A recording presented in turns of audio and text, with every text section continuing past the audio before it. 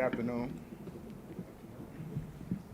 Tweeds County Board of Education meeting is now being called to order. Today is September the 9th, 2025. The time is 6:10. We stand for a pledge of allegiance and a moment of silence. Mr. Ross, we have. Okay, I'm sorry about that.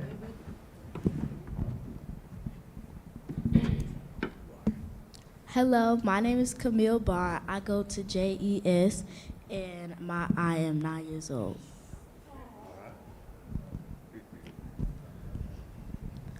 I pledge allegiance to the flag of the United States of America and to the republic for which it stands, one nation, under God, indivisible, with liberty and justice for all. Please remain standing for a moment of silence.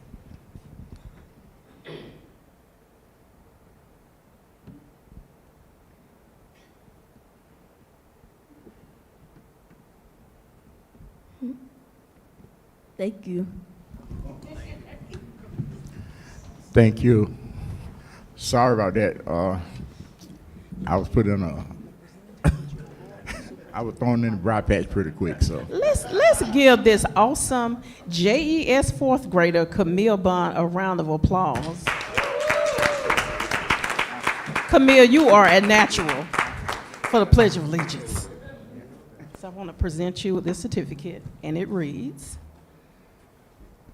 this certificate is proudly presented to Camille Bond, fourth grader, awarded on September the 9th for being our Pledge of Allegiance Moment of Silence student for this month.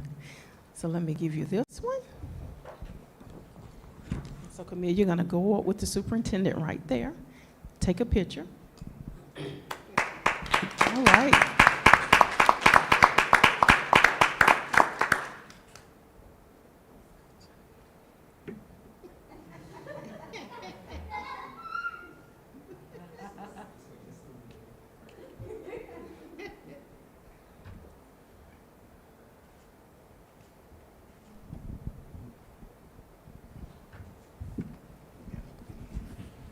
All right, Dr. Buller, Camille, you all hold tight for just a second, and Mr. Watkins. Mom, family, if you would like to come up and get a picture, we would love to have you come up because this day wouldn't be possible. You make it happen for our students to come over to say the pledge. So we appreciate our families.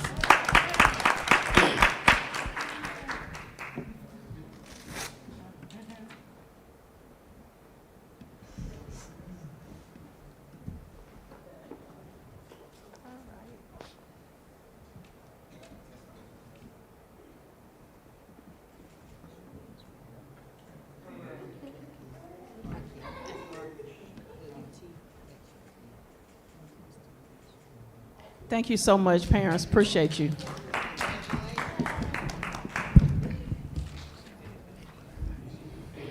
Thank you, Ms. Bond. I'm very sorry for not calling you out, but you did a great job. Proud of you.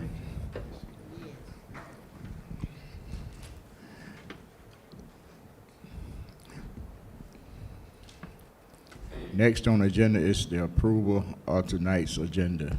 May I get a motion? I move that motion to approve the agenda for tonight. Second. Motion been made by Ms. Blackshear, second by Mr. Butler, to approve the agenda for tonight's meeting, September the 9th, 2025. Any questions? It's been a motion that approve of the agenda for tonight's meeting by Ms. Blackshear and seconded by Mr. Butler. All in favor, I know you by raising your hand. That motion passed unanimous. Next is the approval of the minutes from August the 12th, BOB work session, and September 4th, 2025 call meeting. You all had a chance to read over the minutes. Is there any correction?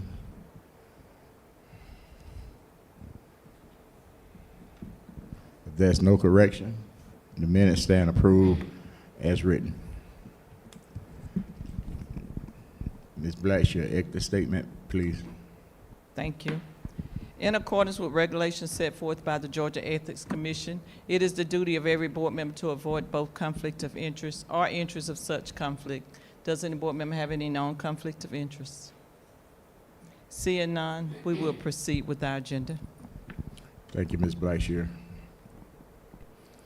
Board members, comments or remarks?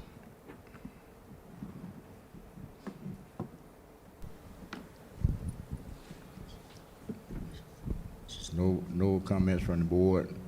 Superintendent, comment and announcement. Thank you, Mr. Vice Chair, board members, all of our constituents that are in person and those that are joining us virtually. We do want to thank everyone again for a great opening of school. We've had a wonderful opening thus far, and you're going to be receiving on tomorrow your first 4.5-week progress reports. So make sure you ask your student for that progress report on tomorrow so that you can see how they have begun the school year. We trust that they will have all A's and B's and been present in all of their classes. So parents, guardians, make sure you ask for that 4.5-week progress report on tomorrow, September the 10th. We also want to announce that our REACH Gala is coming up on Thursday, October the 16th at 6 p.m. You'll hear more about that. This is an annual fundraiser that we have for our students who are working towards having academic honors and up to a $10,000 scholarship if they keep their grades high, great attendance, and great behavior, and been selected as a middle school REACH scholar. So that annual fundraiser will be coming up on October the 16th at 6 p.m. Our annual Title I meeting is coming up as well on next Thursday, September the 18th. That's going to be the annual Title I meeting. We want all of our parents to come out and learn how we are utilizing the Title I funds from the federal government in order to support your students. That's going to be in the Twiggs County Middle High School cafeteria, and that will start at 5 p.m. So please come out and learn as much as you possibly can on how we utilize those funds to benefit your students. And finally, those who are available on Friday night, join us in traveling to Augusta, Georgia. The Cobras will be competing against Josie High School, the Josie Eagles, and that'll begin at 7:30 p.m. on this Friday, September the 12th. Mr. Vice Chair, that concludes my announcements on tonight. Thank you, Dr. Bullock.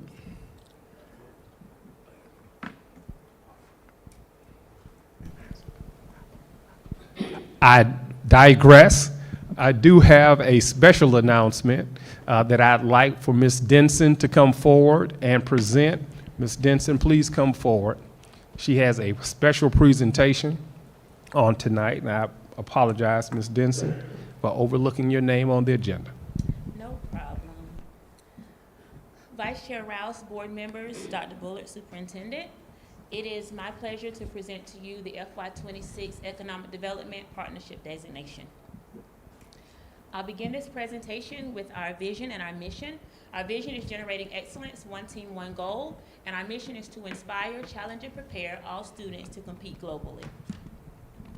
This presentation and this designation aligns with strategic goal 1 and 2, learning and wellness for all, excellence ahead, academics, facilities, and opportunities. Just some of our opportunities for this year, we're offering 18 career pathways and 62 dual enrollment students are participating at our campus and our campuses in Macon. We are here tonight to celebrate that Twiggs County, as a district, has earned the FY25-26 Economic Development Partnership Designation.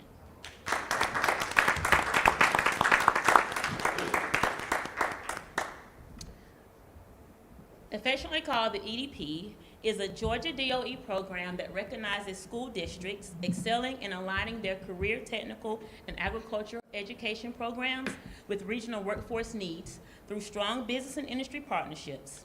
The district-wide certification process encourages best practices to prepare students for high-demand careers, increasing their work-based learning opportunities and contributing to the local economy. As of 2024, only 18 school districts in the state of Georgia have earned the EDP designation, and Twiggs County joins the ranks of those districts this year.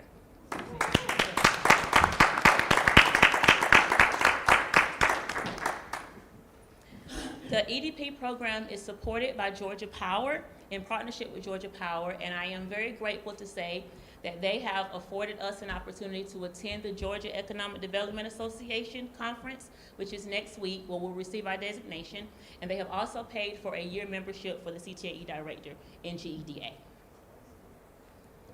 What is the EDP designation? It's a district-wide certification, and it's not specific to the school, it is specific to the county. And the designation shows that we have a great partnership between the local school system, business and industry, and our economic development. It focuses on partnership, and it highlights our commitment to forging partnerships with business and industry and economic development to support the workforce here in Twiggs County. The key goals and benefits of the EDP, or the process in general, is it helps us to be able to contribute effectively to local and regional workforce development efforts. Students gain opportunities through our work-based learning and youth apprenticeship partnerships, and we create a talent pipeline between the business and industry that's here in our district and our students that are soon to graduate. And the economic impact is clear. Who is involved in the process? The Georgia DOE CTAE department is involved, the school district, local business and industry. And I do want to take this time to send a special thank you to Ms. Judy Sherling, the director of our economic development here in Twiggs County. She was crucial in the process of us earning the designation and giving us some insight of what we actually need here in Twiggs County. On Friday, September the 19th at 8:30 a.m., we will receive our award, and it's going to be the presentation will be at the Georgia Economic Development Association Conference with the theme Leveling Up. Are there any questions? Thank you for the opportunity.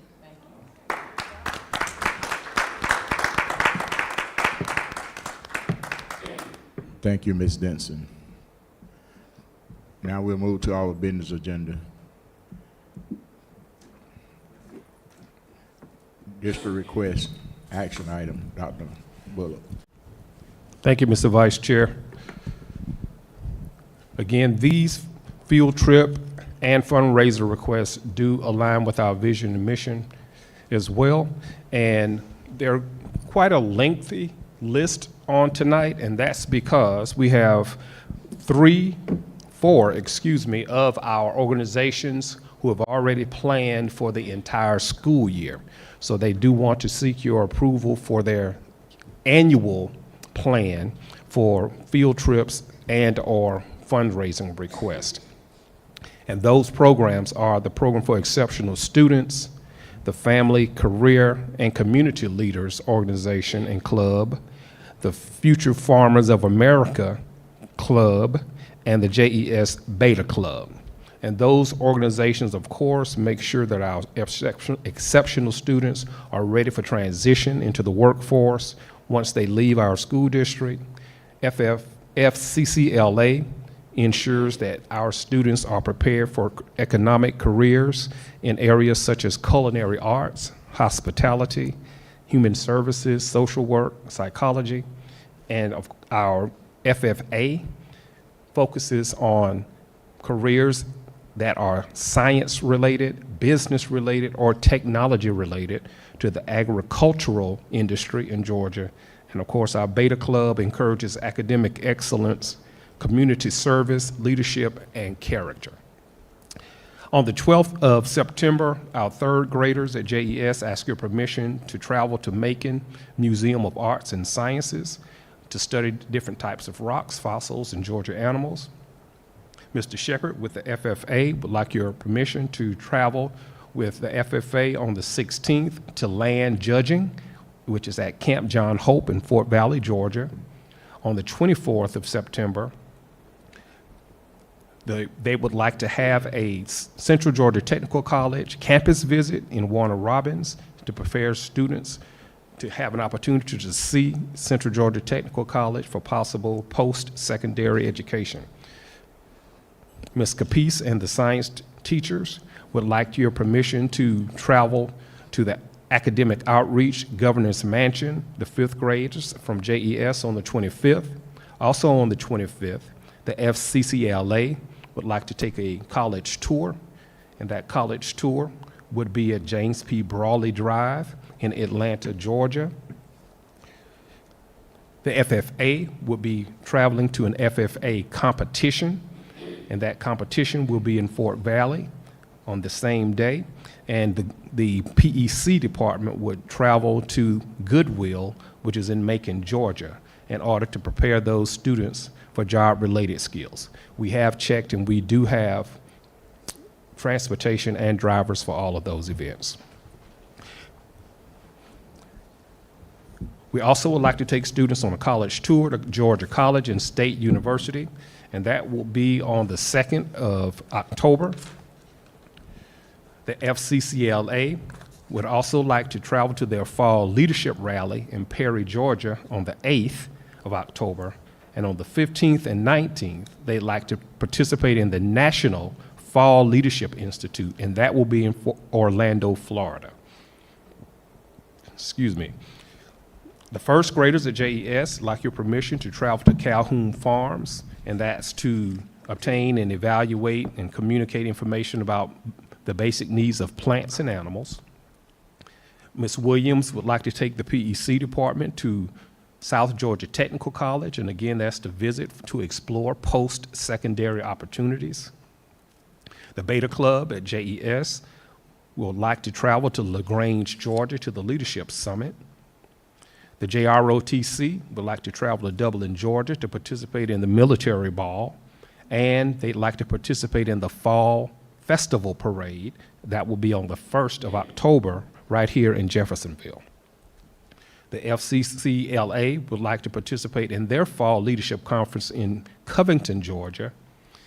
And Mr. Shepard, again, would take his FFA group to the wildlife competition, floriculture competition, vet science competition, lawnmower operation and maintenance competition, and that will be in Fort Valley, Georgia. Ms. Williams would take her PEC students in December on the 11th to the World of Coke, and that's also to look at job-related skills such as listening comprehension, workplace etiquette.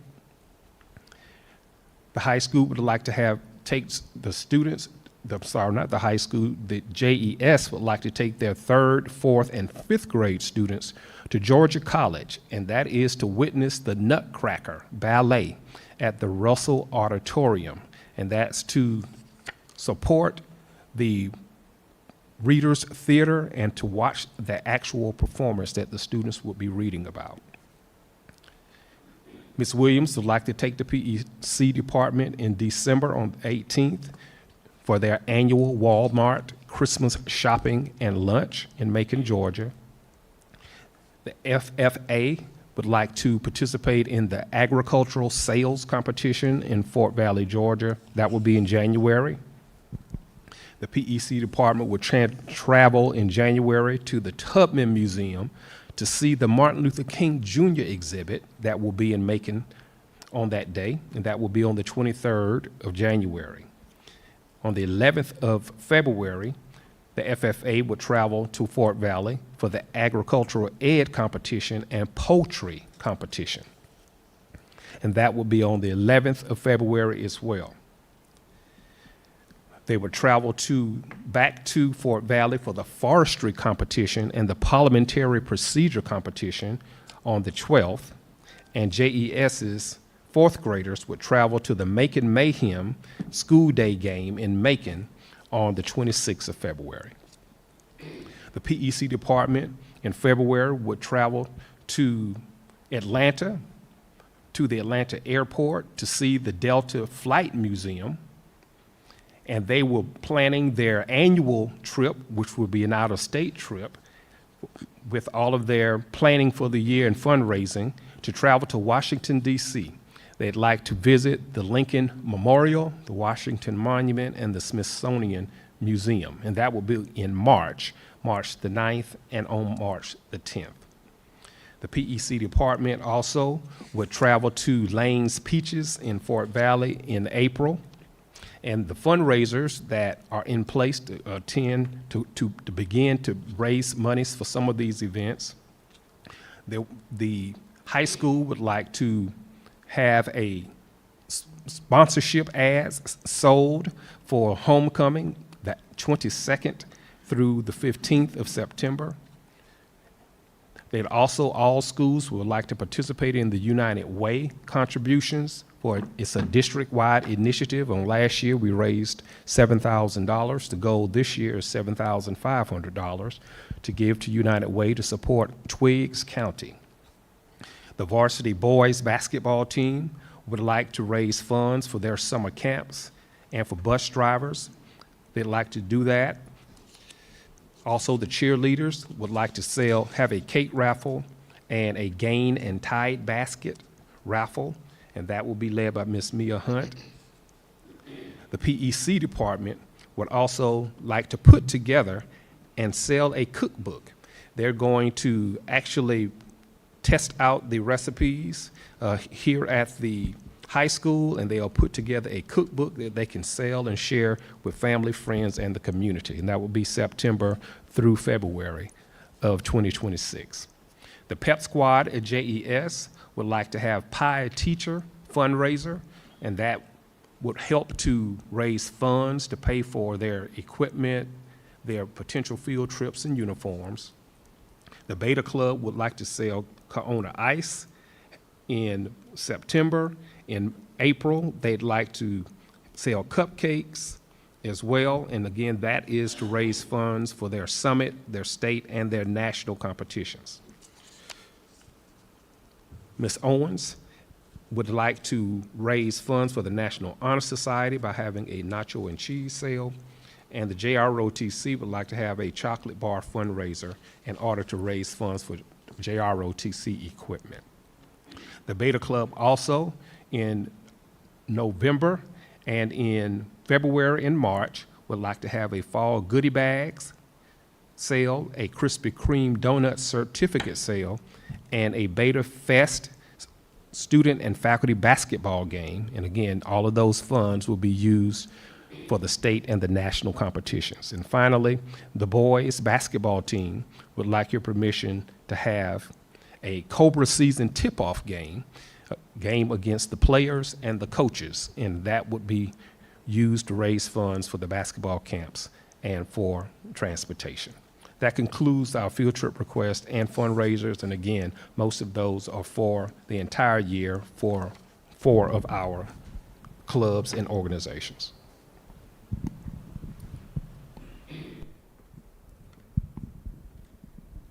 Okay, thank you, Dr. Bullock.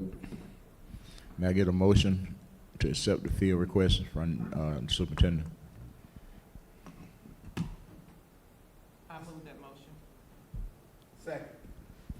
The motion has been properly made by Ms. Blackshear and seconded by Mr. Butler to approve the field trips and the fundraisers district request presented by Superintendent Dr. Bullock. Any questions? Again, motion made by Ms. Blackshear and seconded by Mr. Butler to approve the district request presented by Dr. Bullock. All in favor, I know you by aye, raising your hand. That motion carried unanimous. Thank you, sir.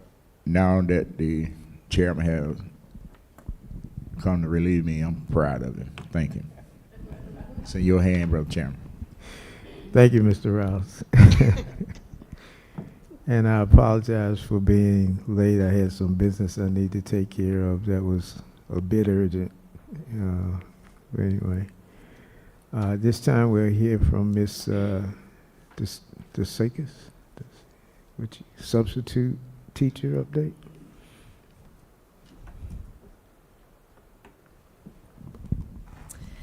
Good evening, Board Chair Karstarfin, Vice Chair Rouse, board members, Dr. Bullard, superintendent, and good evening to all of you who have joined us this evening in person and those that have joined us virtually.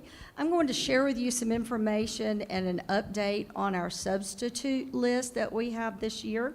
But before I do that, we are a district with a vision and a mission, and that vision is generating excellence, one team, one goal, and our mission is to inspire, challenge, and prepare all students to compete globally. This presentation aligns with our strategic goals number 4 and 5, which are growing and sustaining our village, and we are a premier people first organization. In the school year 25, this past year, we did engage in a substitute process change. Previously, we worked with an outside organization that provided our substitutes to us. This past year, we brought that back in-house, and we wanted to be able to monitor to see how leave was going, how our substitutes were working. So our assistant principals started the process of monitoring our leave. And one of the main things we had teachers do this year was to make direct contact with the assistant principals or an administrator. Prior to that, they would enter the information into a computer system. This year, this past year, they actually spoke with an administrator when they were going to be out. We had a list of substitutes that Human Resources managed, and we kept that list of substitutes updated. We provided all of that information to both of our schools through a Google document, and we made sure we kept all the information available to them. We did begin using a different training mechanism with our substitutes. We implemented the online training platform called Steady.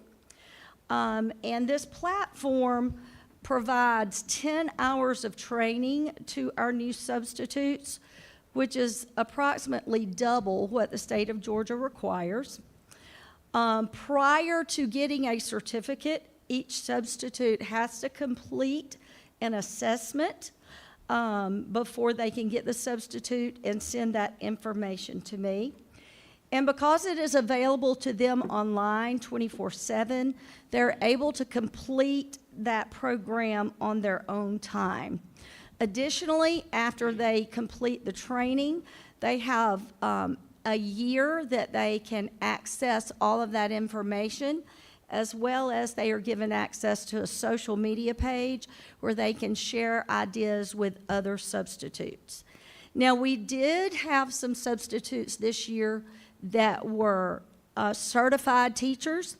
Whenever we have certified teachers, they do not have to go through the additional training because they already hold a certificate.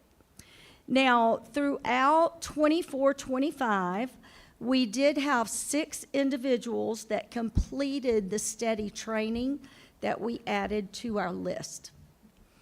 Just to give you an idea of our substitute numbers over the past few years, in the year 23-24, we had a total of 29 subs. Year 24 and 25, we had a total of 29 subs.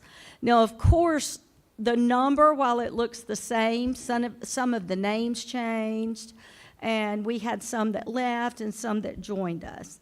We do keep an active job link on our website for anyone that is interested in becoming a sub. And when someone applies, we send them a detailed email with the instructions that they need to complete the training. Once they complete the training, they get in touch with Human Resources, and we go through the background check and then provide them with any other orientation information that they need.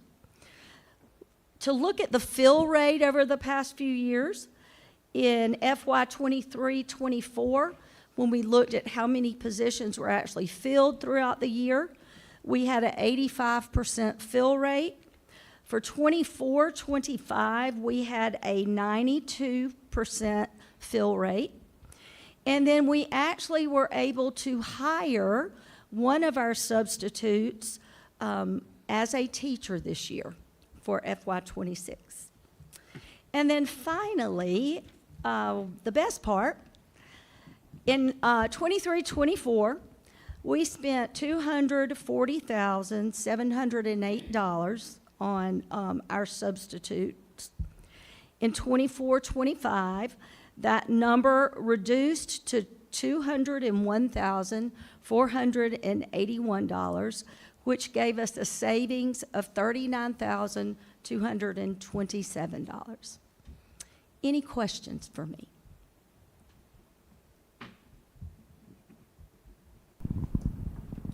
Any questions? Thank you, Ms. Dussekas. Thank you. Mr. Howe?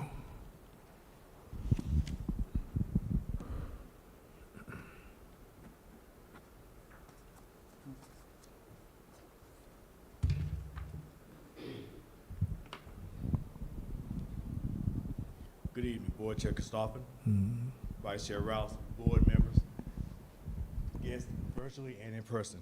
Today we'll be talking about related services here at Tweeds County Schools. But before we talk about that, we talk about who we are. We are a system with a vision, generating excellence, one team, one goal. And our mission is to inspire, challenge, and prepare all students to compete globally, which aligns with our strategic goals, excellence ahead, academics, facilities, and opportunities, and doing things the Tweeds way.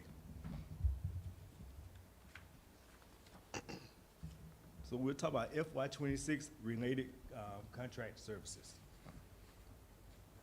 The three services that we will discuss today, we'll be talking physical therapy, occupational therapy, speech and language therapy. The first thing we'll address is physical therapy. The physical therapist promotes motor development and student participation in everyday routines and activities that are a part of the students' programs. Our students are being served right now with physical therapy through Middle Georgia RESA. Ms. Christy Healer serves about 10 students in person, and it's a total of $24,720. Occupational therapist is this therapy addresses the physical, cognitive, and psychosocial and social components of performance, including but not limited to fine motor skills, gross motor skills, handwriting, and spacing. And that's done by Ms. Cynthia Reese of Haynes Therapy. She serves about 15 students at $520 per week and an annual cost of $18,720.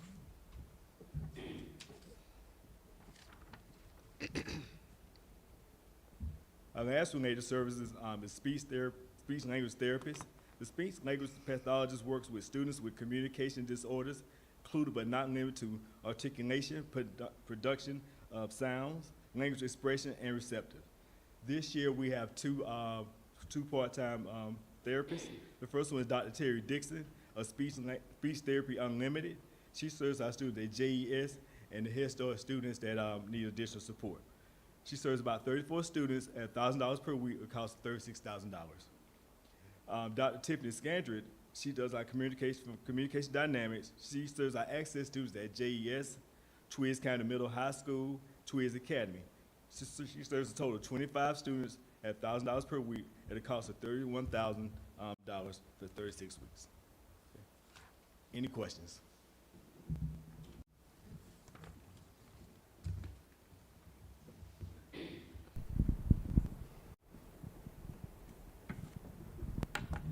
Are there any questions?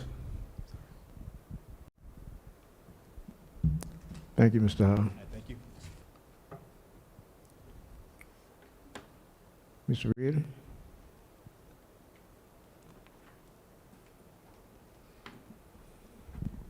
Good evening, Board Chair Carsarfin, Vice Chair Rouse, board members, Superintendent Dr. Mack Bullard, and our constituents in person and virtual. Tonight, my first presentation is going to be on the 2025 milestone data.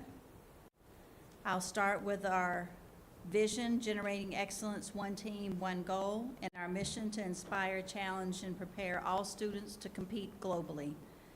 This addresses our strategic goals: 1, learning and wellness for all, and 2, excellence ahead, academics, facilities, and opportunities. These scores were released publicly and have been published on many platforms, including the convocation where you, the board members, were in attendance. What you will see today takes those same scores that you saw and includes the retakes. Students who scored in the beginning categories had the opportunity to retake the test after a period of remediation. These scores represented in this presentation take the original scores and replaces them with the retake scores for the students who retested and then recalculated. So they may look a little different than what you saw during convocation and what has been published publicly. We're going to start with the elementary 25-24 comparison so you can see the difference between the 2 years. We see that this year our third graders scored, 51% of our third graders scored developing, proficient, or distinguished, which developing is the beginning stages of proficiency. Then we have our proficient students and we have our distinguished students. Fourth grade, we had 58% this year compared to 54% last year. And fifth grade, we had 76% this year and 76% last year. And you will see that this is comparing 2 different sets of students. With that in mind, this next set of data is taking the same students. Our third graders, this is the first time they test, so we have nothing to compare them to. But our fourth graders, we compare them to where they were in third grade. As third graders, they had 53% scoring developing, proficient and distinguished, and this year's 58% scored developing, proficient, or distinguished, which is an increase. We see that our third graders, our fifth graders last year, when they were third graders, scored 56%, when they were fourth graders, 54%, and then last year as fifth graders, 76% of our students scored as developing, proficient, and distinguished. That's great news to see our scores and how much they've increased. And sadly tonight, I don't have time to celebrate as much as I would like the celebrations that we have within this. But tonight I want to point out the areas where we still have room to grow and celebrate, but we won't get to celebrate a lot because of time. Next you see JES Mathematics. Comparing third grade the previous year to third grade last year, we had 87% compared to 70%. And then fourth grade, 76 to 83% to 76%, and then 71% to 72%. I want you to see the third grade 2024 compared to the third grade to fourth grade 2025. That's the same group of students, so you see that they grew from 70% to 76%. On this next slide, you're going to see how our fifth graders progressed from third grade at 85 to 83 in fourth grade to 61 in fifth grade. And you see that's clearly was an area of need on what are we going to do as those students matriculate to sixth grade this year. How are we going to get them back up to where they started in third grade at 85%? We'll talk about the next 3 groups of students on this slide later when we talk about middle school. Next, we have the end of grade science. We're going to focus on JES on the left-hand side. This is the first time that they take the science milestone, and they do not take social studies milestones in fifth grade. You'll see that in fifth grade 2024, 68% of our students were developing or above, and in 2025, we had 52%. We've done the research to find where our area of need is, and we're working on that with our fifth grade currently, and then we also know that going into sixth grade. Now we're going to look at our middle school. Again, we're going to start with comparing apples to oranges, 2 different groups of students. So we see that in sixth grade, the sixth graders in 2024 had 63%, and that grew to 71%. We had in 2024, our seventh graders were 44% developing and above, and now they're at 77% developing and above. That's a great gain, but remember that's 2 different groups of students. And then the same thing, 8th grade, we had 75 compared to 73. Again, 2 different groups of students. When we look at the next slide, we're looking at the same group of students. So we see our sixth graders last year, how they grew from fourth grade through to sixth grade. So they went from 71 to 61 to 76 to 71%. We see our seventh graders went from 77 to 63 and back to 77%. And then we see our eighth graders started in sixth grade as 49%. They went to 44% in seventh grade, and they grew to 73% at the end of eighth grade. That's a significant improvement. Then we move on to middle school math. We're looking at 2024, we have 55% compared to 77%. Then seventh grade, we started at 37 and went to 70%. And then we have eighth grade from 59 to 69%. When we look at the same group of students, this is the last half of this graph that we saw earlier. The fourth graders moving to sixth grade, they went from 82 to 71 and back up to 77. Our seventh graders started at 67, went to 55 and moved back up to 70. Then our eighth grade went from 41 to 37 to 59, and that's an area that we have as need for improvement. Then our eighth grade science and social studies. Again, they don't revisit science until eighth grade after fifth grade. So the next time they take it is in eighth grade. They went from 35% to 34%. It's an area of need. Our eighth grade social studies, the first time that they take this test is in eighth grade, and they went from 59% to 41%. And then we look at our high school finally. Our high school milestones, this is the end of course test. U.S. history, we went from 39 to 32 to 59%, so some significant gains there. Biology, we went from 36 to 28, and then to 56% of our students developing proficient and above, significant gains again. Our American Lit went from 65 to 28%, and then we went all the way up to 68% this past year. And then our algebra scores went from 25 to 35, and now they're at 72%. That's, again, a significant gain. So we've had quite a few areas of success with a few pockets of need for improvement. And here's a public service announcement, ways that the public can help your students at home is reading aloud to your children. Not only does it benefit your child, but it benefits you too as an adult. Are there any questions about our milestone scores? Are there any questions?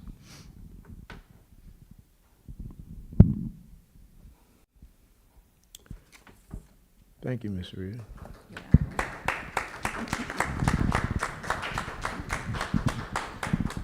for the good news. It's me again. Oh, yeah, okay.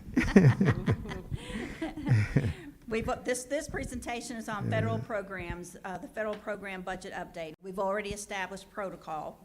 Okay. This is focusing again on strategic goals 1 and 2. Like in other years, the process for receiving our federal funds begins with the CLIP.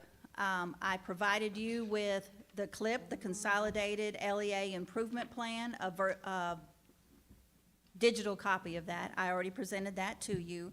Again, that document is 88 pages long, so it's a lot of reading involved, but in order to help you out with that, tonight we're going to focus on what the main goals are and where you can go to focus in that document, because it is a lot.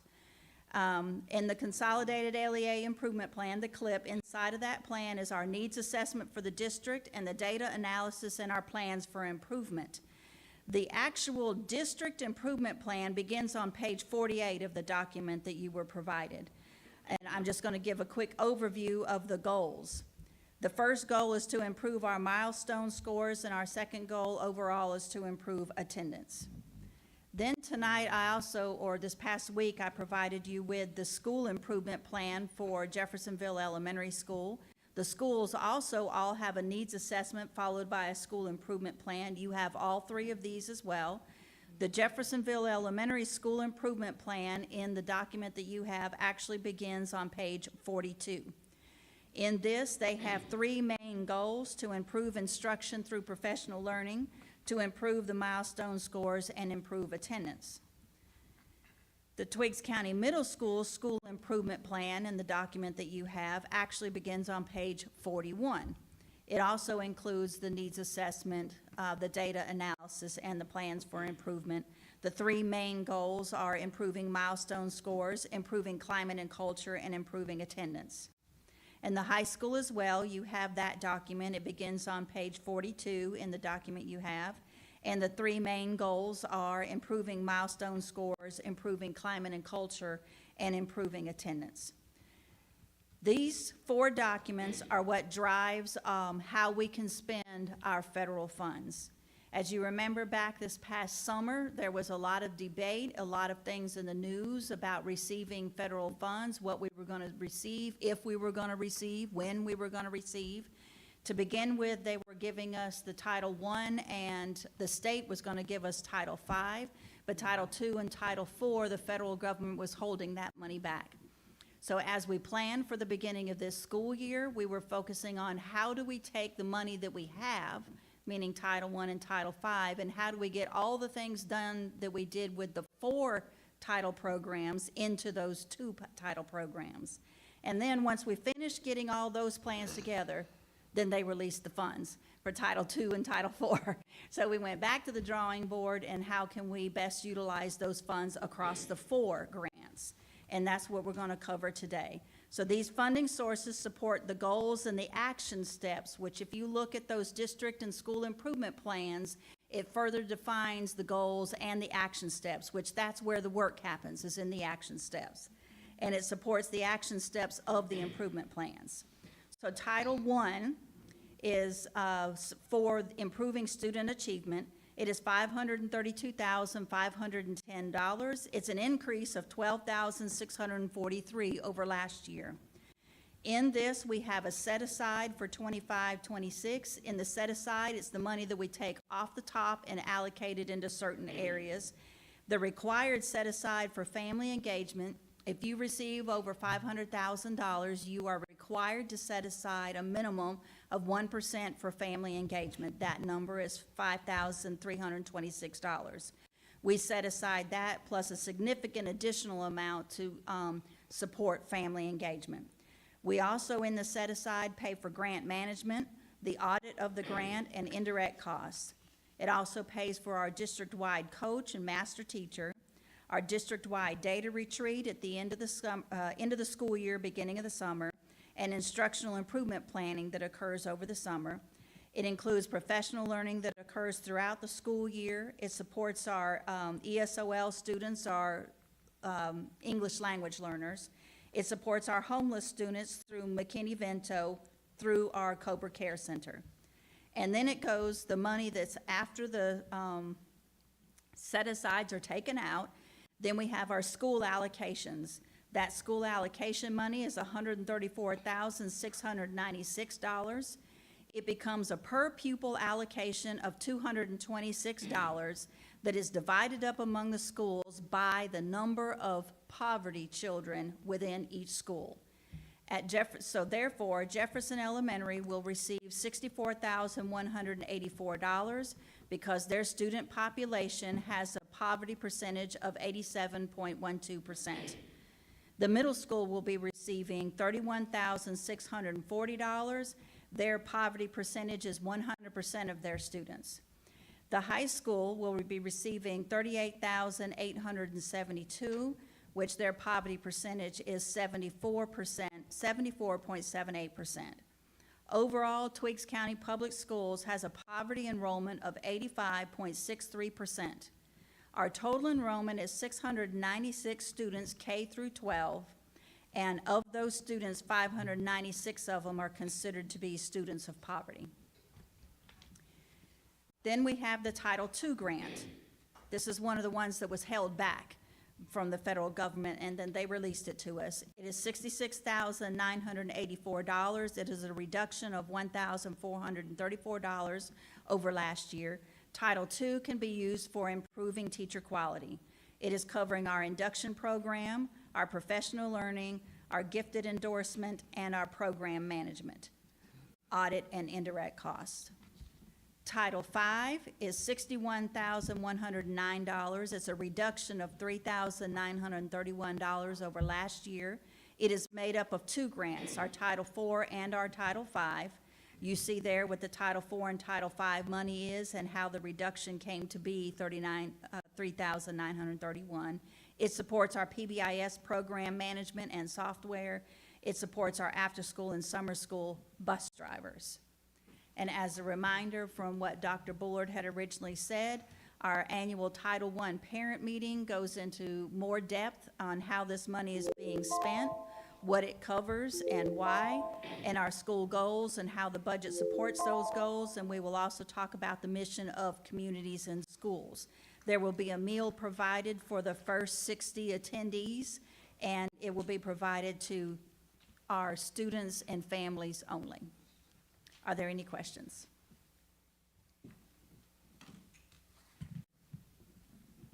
That was a lot. Are there any questions?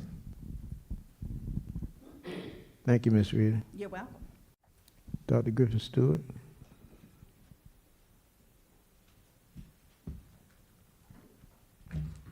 Good afternoon, Chair Karstoffen, Vice Chair Rouse, board members, Superintendent Dr. Mac Bullard, all of our stakeholders listening virtually and in person. This evening, I will be presenting information about the Twiggs County High School undergraduates' expectations for the 25-26 school year. But before I can share this information with you, we are a district with a vision and a mission. Our vision is generating excellence, one team, one goal, and our mission is to inspire, challenge, and prepare all students to compete globally. The strategic goals aligned to this presentation is number one, learning and wellness for all, and excellence ahead, academics, facilities, and opportunities. Our undergraduates guidance. How can a student become an undergraduate this year? A student with a cumulative average of 90.000 or above will be classified as an undergraduate. Each cumulative average is carried out 3 decimal places and is not rounded off to the next higher number. The valedictorian and the salutatorian. The graduating senior with the highest cumulative average enrolled at Twiggs County High School will be named valedictorian, and the student with the second highest cumulative average will be named salutatorian. To be included in the ranking for valedictorian or salutatorian, a student must be enrolled in the Twiggs County High School on a continuous enrollment period of no less than 2 years prior to their anticipated date of graduation. Special note, the valedictorian and the salutatorian rankings are based on the class rankings effective at the end of the second 9 weeks grading period. Undergraduates. The valedictorian, salutatorian, and undergraduates will be named at the end of the second 9 weeks grading period. When is the second 9 weeks grading period? According to our 2025-26 grading calendar, the cycle ends on December 19th, 2025. Teachers post grades on January 6th, 2026, and report cards will be issued January 7th, 2026. Please note that the class rankings are subject to change according to the performance of the student during their senior year. Undergraduates must be Hope eligible. All candidates for the distinction of valedictorian, salutatorian, or undergraduate must be deemed Hope Scholarship eligible as defined by the Georgia Student Finance Commission. All honors and scholarships are subject to review and transfer with the final calculations of the cumulative grade point average at the conclusion of the second 9 weeks grading period. As you can see, board members, we had our first senior meeting on August the 12th, and seniors had an opportunity. You see the visuals there of multiple senior advisors and senior teachers, as well as our principals and leaders and Dr. Bullard for the first senior meeting of the year. Students reviewed their transcripts, other expectations, but they also reviewed the undergraduate expectations. And so if you look on the next slide, we've had 39 seniors to sign our undergraduate statement here. that I have just covered in our previous slides. What's next for our undergrad next steps? We will conduct our parent meeting, our senior parent meeting in October. Principal Jenkins will provide that date. The school will communicate with our senior parents about that parent meeting. We will send information home via Remind. Principal Jenkins will have a live news broadcast and parent meetings. We just want to take this time to encourage our seniors to do their best from the very beginning of the year until the end of the year. Don't stop working until the end, until we're finished. We want to encourage our parents to continue to work with us, especially with our seniors, to make sure they keep pushing those seniors, all seniors, and our undergraduates to the end of the year. Are there any questions?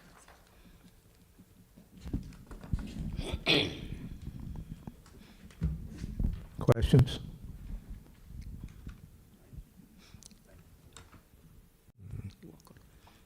Thank you, Dr. Griffin Stewart. You still up? Okay, so this next presentation is the Twiggs County Public Schools guidance grading document for guidance. The vision, mission, as well as strategic goals have already been set. So what is the purpose of grading? The purpose of grading and reporting is to communicate to parents, guardians, and students the Georgia standards of excellence that students are expected to meet. Grades will be assigned to show mastery of standards or progress towards the mastery of standards. Our standard grading scale for our 1st through 12th graders include ELA, math, science, social studies, our elective courses, and our CTAE courses. 90 to 100, A, 80 to 89 equals a B, 70 to 79, C, and below 70 equals a F. Our kindergarten students have a different report card system. The indicators below will be used to report student progress on essential skills in the content areas and social studies development on the report card. These reflect the Georgia Kindergarten Inventory of Developing Skills, known as GKIDS. So when you receive your academic report card, you will see EXC. That means that that student may be exceeding in that skill. DEM, demonstrating. DEV, developing. EM, emerging. And ND, not demonstrated. So kindergarten students start, and they will move through various levels during the year as they master those skills. Our 1st through 8th grade students, the following will serve as the basis for grading progress in all subjects. It will be 2 areas. Standards-based instructional tasks will equal 60% of a student's grade. So what does that include? It includes classwork grades, that's those daily assignments, homework grades, our formative assessments like those quick checks in class, quizzes, labs, tests, and rubrics, and anything else that the teacher deemed as a standards-based instructional task.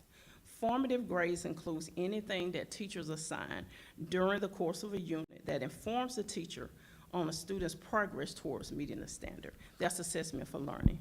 The other 40% will be their standards-based assessment. That is their end of chapter test, constructive response. This is them demonstrating the mastery of the standard. 9th through 12th grade will be divided a little differently. It will be the same concept, but it'll be standards-based instructional tasks, will be 40%, with some of the same examples I shared for the elementary and middle school. Then their standards-based assessment tasks will also be 40% of their grade. But the last will be the final exam or end of course test will be 20%. At the beginning of each course, teachers should provide their students with a syllabus. And so all students in high school have been provided a syllabus. If parents would like a copy of the syllabus, they can see Principal Jenkins, and the syllabus will be provided upon request. All teachers are expected to have 2 grades in their grade book per week via Infinite Campus. Our handbook is digital this year, and it's already on our website. So refer to the school level handbook regarding makeup assignments, makeup work after absences, and extra credit assignments. The JES and Twiggs County Middle School cycle for grading will be on a 9 weeks grading period, but it will also follow the cumulative cycle. We try to make sure that parents can see what each 9-week grade is, and it also helps us honor our students during the honors days. Our Twiggs County Middle High School will pretty much follow that as well, but it will be a cumulative ongoing schedule. Also attached here, you will see our Twiggs County Public Schools 2025-2026 grading calendar. So right now, Dr. Bullard stated that in the opening, that progress reports will go home tomorrow. But the first 9 weeks final report cycle, the cycle will end October 3rd, 2025. Post due is 10/13. We will verify the grades on 10/14 by 12 noon. And the first report card for the first 9 weeks will go home on October 15th. Are there any questions?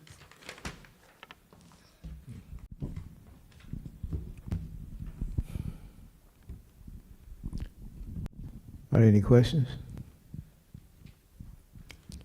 Thank you, Dr. Griffin. All right, thank you, board members. Mr. Austin?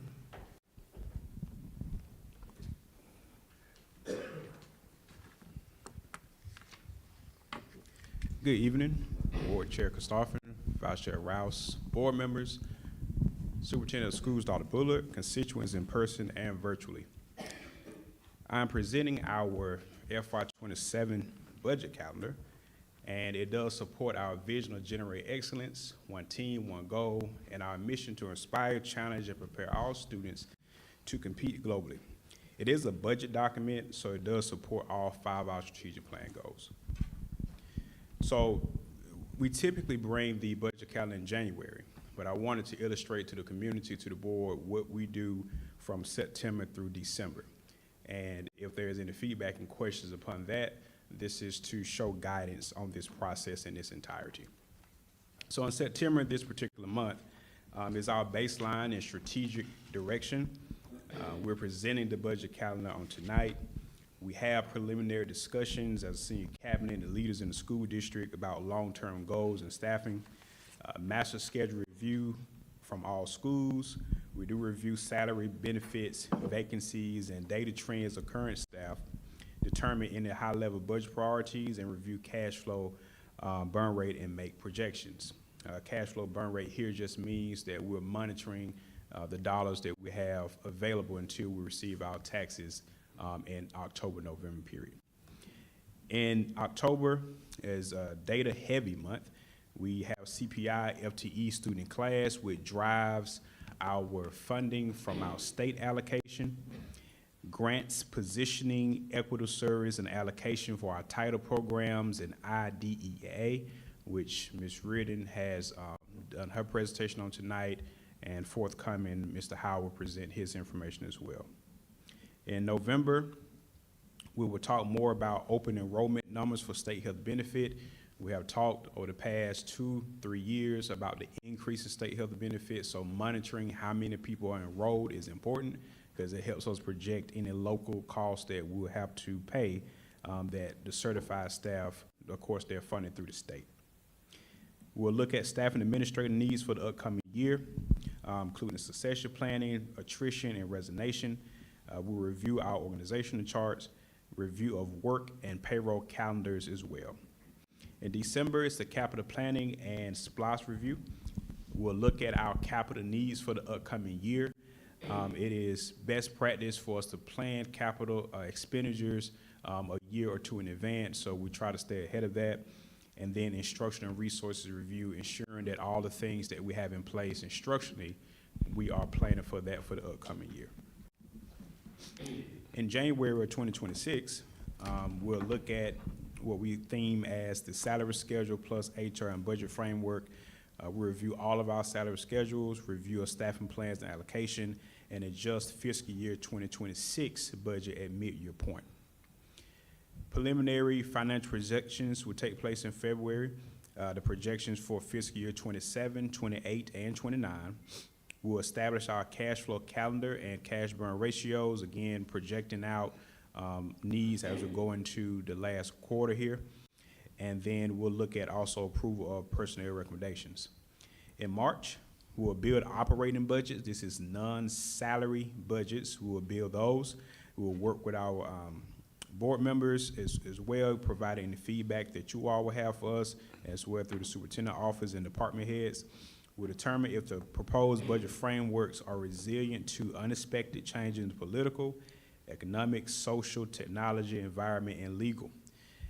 We have faced several of these in our upcoming budget, specifically with our federal programs, as Mayor Britton has mentioned. So we want to be conscious of any change in the environment. And then approval of personnel recommendations, if any more, and then budget overview number 1 would take place. So April, what is in the budget? So we'll look at budget overview number 2. We'll highlight budget recommendations, limitations, forecasts, revenue, and expenditures, and we'll ensure the district has addressed the question, are we reducing costs by becoming more efficient? In May, we'll present budget overview number 3 and present the tentative fiscal year 2027 budget. In June of 2026, we'll look for budget approval. In August, we'll have the 2026 tax digest approved. And of course, we have an advertisement if there's any changes for as a tax increase, percent increase as they'll call it, not a millage rate increase, but a tax increase. This could alter the approval timeline, but we'll wait for guidance from the tax office. Any questions, comments, concerns at this time about the 2026-2027 budget calendar?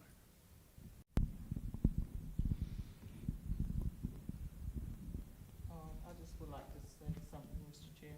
Mm-hmm. With the grants, I know you said positioning grants, or positioning with the budget, of course. How are we doing with the healthcare center? I know we got a grant for that. So do you know, or you can bring me the information back to the board if you don't have it? I'll speak generally and then bring specifics. It is well attended. Participation is great. They, as in the state, provided an additional pot of money to continue to support the wellness center. So the state has done that for, I think it's an additional year. And after their period of time, for as all the grants have expired, we do believe it'll be self-sustaining. They have plans to continue operations depending on their revenue stream. So they still have some money to draw down for salaries, and we're still involved in that. We just reimbursed them from the state allocation, I believe maybe 2 weeks ago. So they're still drawing down on the state money that they received. Yes, ma'am. Okay, thank you. Are there any other questions? Thank you, Mr. Olson. Sir.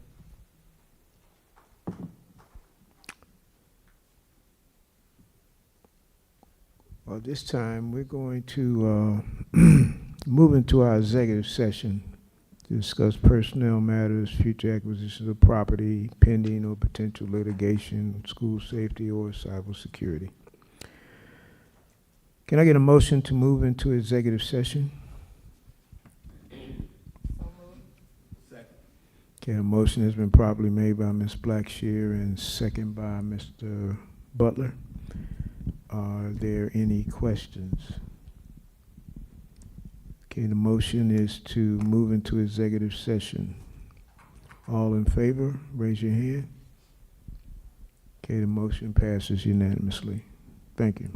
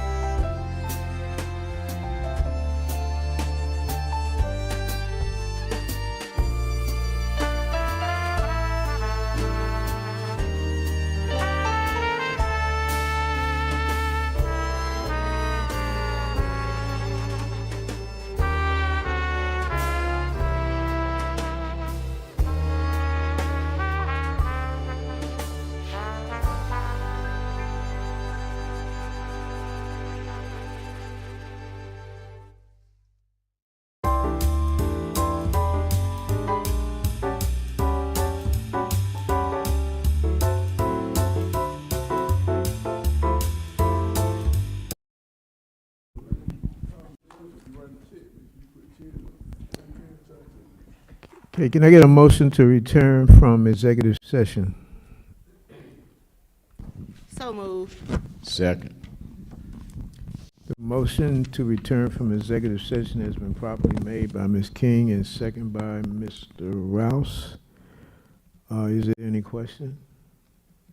Okay, again, the motion is to return from executive session. All in favor, raise your hand. Motion passes unanimously. Excuse me.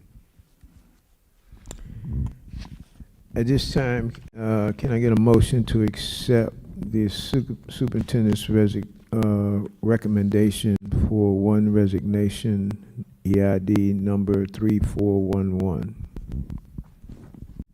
So move. Second. Okay, a motion has been made by Ms. Blackshear and second by Ms. King to accept the superintendent's recommendation. Is there any question? Okay, the motion again is to accept the superintendent's recommendation for resignation of EID 3411. All in favor, raise your hand. Okay, the motion passes unanimously. Dr. Bullitt, do you have any other business? We have concluded all our business for tonight. Okay, thank you. Can I get a motion to adjourn? So moved. Okay, a motion to adjourn has been properly made by Ms. King, second by Mr. Butler. Any question? Okay, then again, the motion is to adjourn. All in favor, raise your hand. This meeting is adjourned.